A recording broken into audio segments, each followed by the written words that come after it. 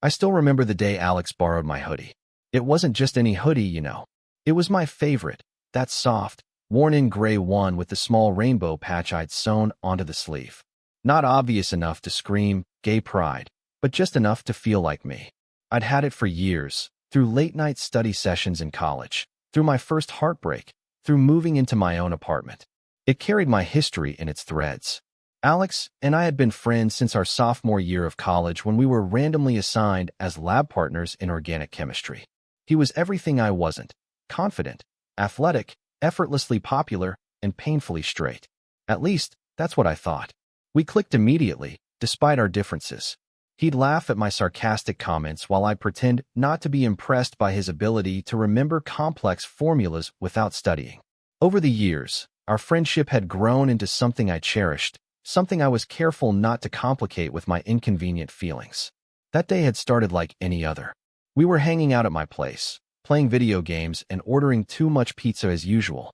The autumn weather had turned unexpectedly cold, and Alex had shown up wearing just a t-shirt, claiming that real men don't feel cold. 3 hours and several dramatic shivers later, he finally admitted defeat. "Dude, I'm freezing," he said, pausing our game. "Can I borrow something?" I pointed toward my bedroom. "Closet's open. Take whatever."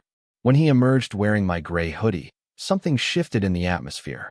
It was too small for him, the sleeves barely reaching his wrists, the hem riding up slightly when he raised his arms.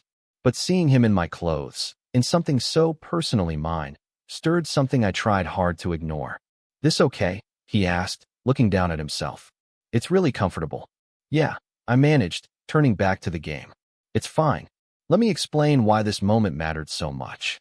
When you're secretly attracted to your straight best friend, you live in constant negotiation with yourself. Every casual touch, every sleepover, every personal conversation becomes both a treasure and a torment. You catalog these moments, storing them away while simultaneously reminding yourself not to read into them. Seeing Alex in my hoodie was like watching worlds collide, my private self and our shared friendship suddenly occupying the same space.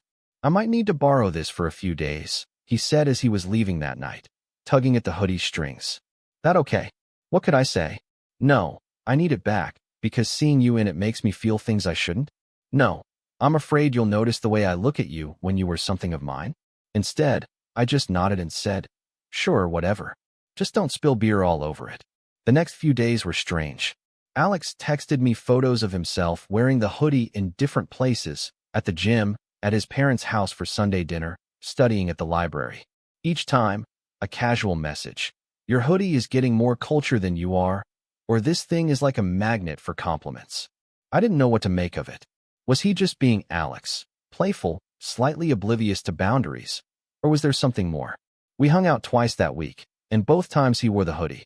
I noticed how he'd sometimes catch me looking at him in it, how his eyes would linger on mine for just a beat too long before one of us would break the tension with a joke or a comment about whatever show we were watching. There was a new awareness between us, though neither of us acknowledged it. On Friday night, he texted me, "Coming over tomorrow to return your precious hoodie. Be prepared." Be prepared? For what? I spent an embarrassing amount of time analyzing those two words. I cleaned my apartment, changed my sheets, though I had no reason to think he'd be anywhere near my bedroom, and even bought his favorite beer, all for a hoodie return. Looking back, I think some part of me knew something was shifting, even if I couldn't admit it to myself. Saturday arrived with perfect autumn crispness. The kind of day where the sunlight has that golden quality that makes everything look like it belongs in a film. I was nervous all morning, which was ridiculous. This was Alex, my best friend of 4 years. We'd seen each other at our worst: drunk, sick, heartbroken, stressed. Yet here I was, changing my outfit 3 times before settling on jeans and a simple blue button-down that a previous date had once said brought out my eyes. The knock came at 2 p.m. exactly. Alex was nothing if not punctual, a trait I'd always found endearing in its contrast to my perpetual 5 minutes late existence. I opened the door, and there he was, wearing my hoodie and holding a paper bag from our favorite bakery. "Special delivery," he said, stepping inside without waiting for an invitation. That was our way, his casual confidence, my pretend exasperation that had long ago become genuine fondness. He looked good, Too good, in my hoodie. He'd paired it with dark jeans and his usual white sneakers. His dark hair was slightly tousled, and I could tell he'd actually styled it, which was unusual for Saturday Alex, who typically embraced what he called his weekend wilderness look. I brought those chocolate croissants you like, he said, placing the bag on my kitchen counter. And I washed your hoodie, so it doesn't smell like my cologne anymore. You didn't have to do that, I said, though I was touched by the gesture. But thanks for the croissants. Here's where things started to feel different. Instead of immediately taking off the hoodie as I expected, Alex leaned against the counter, watching me with an intensity one wasn't used to. There was something deliberate in his movements, something careful in his words. Actually, he said, I've been thinking a lot this week. Those words, I've been thinking, are simultaneously the most exciting and terrifying words to hear from someone you care about. They can precede confessions of love or announcements of moving across the country. They can change everything or nothing at all.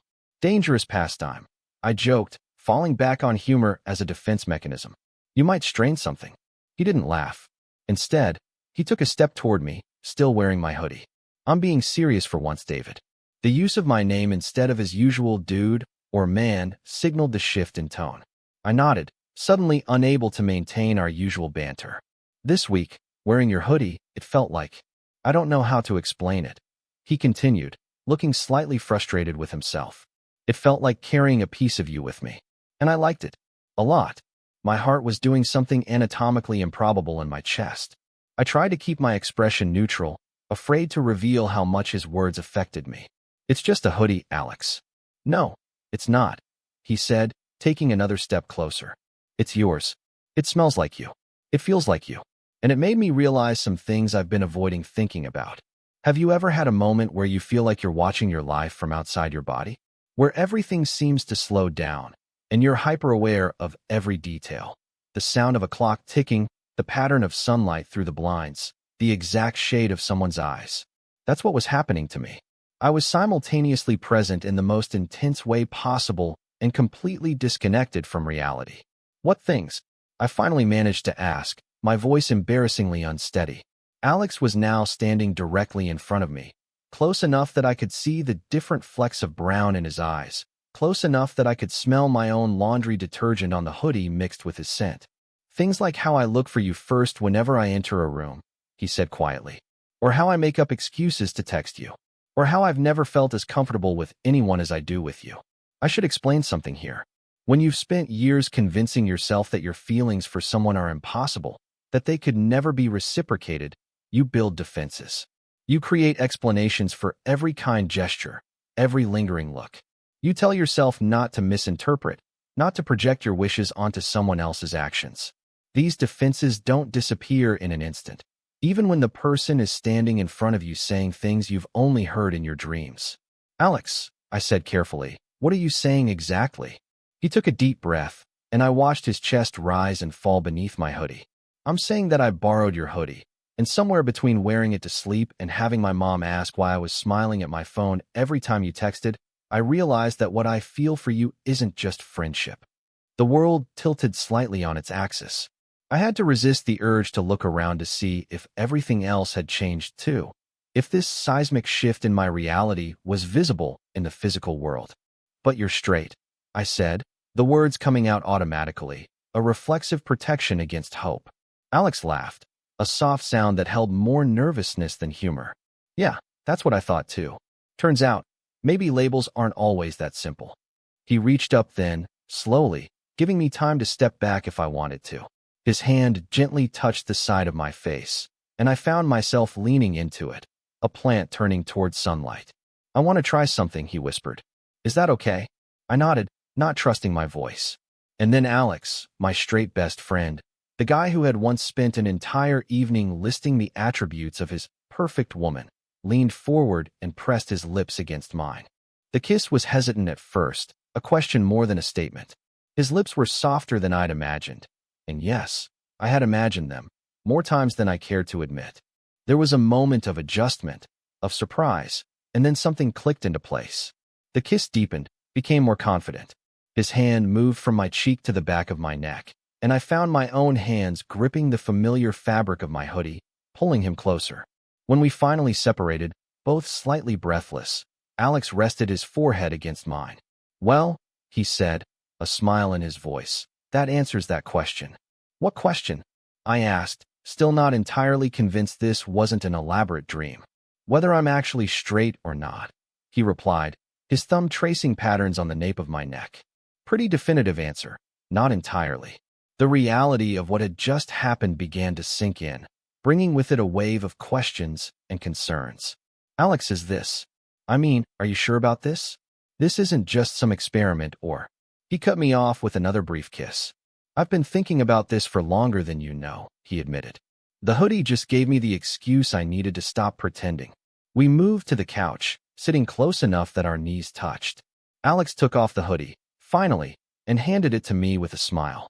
"Mission accomplished," he said. I returned it.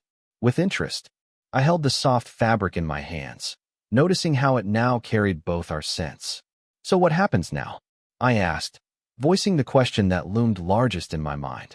Alex ran a hand through his hair, a gesture I knew meant he was gathering his thoughts. "Now we figure it out together," he said. "I don't have all the answers, David. I don't know exactly how to label myself, and I don't know how this changes things between us. But I do know that kissing you felt right in a way that nothing has before." The honesty in his voice was unmistakable. This wasn't Alex being impulsive or curious. This was Alex being more vulnerable than I'd ever seen him. "I'm scared," he continued, surprising me further. Alex rarely admitted to fear of any kind. "I'm scared of messing up our friendship. I'm scared of what my family might think. I'm scared that I don't know exactly what this means for who I am. But I'm more scared of not finding out where this could go." I understood his fear completely. The prospect of transforming our friendship into something more carried risks. If it didn't work out, would we be able to salvage our friendship? And if it did work, how would our social circles react? Alex came from a traditional family who had certain expectations for him. These weren't simple questions with easy answers. "We can take it slow," I offered, reaching for his hand. "Figure things out as we go." He intertwined his fingers with mine, looking down at our joined hands with a mixture of wonder and nervousness. "I'd like that," he said. "But can we start with another kiss? For research purposes, of course." And just like that, some of the tension dissolved. This was still Alex, my Alex, with his ability to lighten any moment with humor. I laughed and leaned toward him. "For research purposes," I agreed before our lips met again. The kiss was different this time, less hesitant, more exploratory. When we separated, Alex was looking at me with an expression I'd never seen before, a mixture of affection and discovery.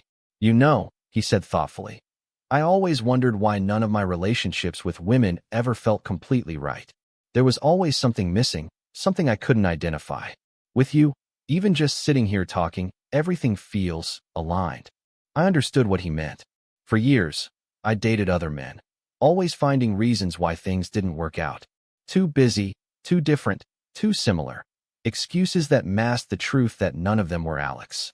We spent the rest of that afternoon talking more openly than we ever had before.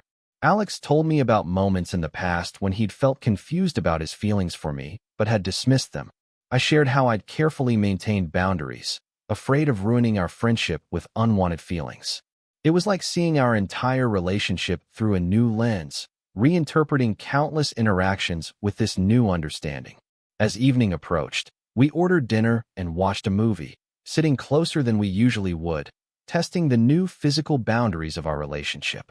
There was an endearing awkwardness to it, moments of uncertainty about where to place hands, when to lean in, how much affection was appropriate as we navigated this transition.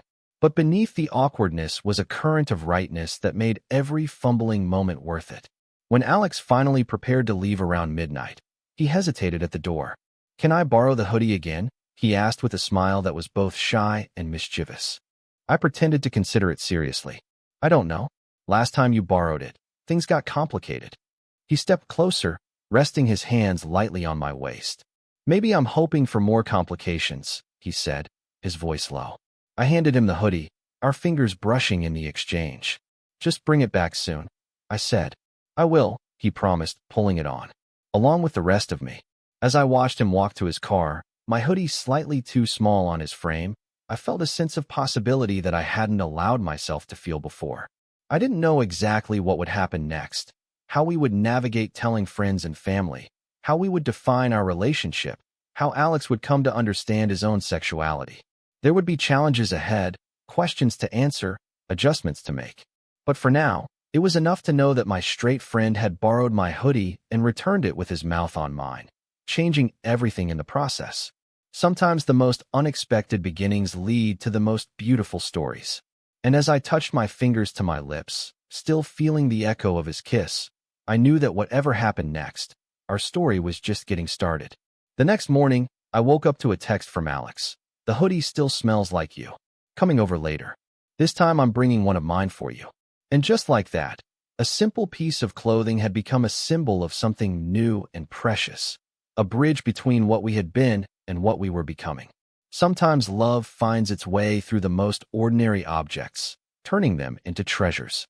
My old gray hoodie would never be just a hoodie again. Total _char_count, 17,854.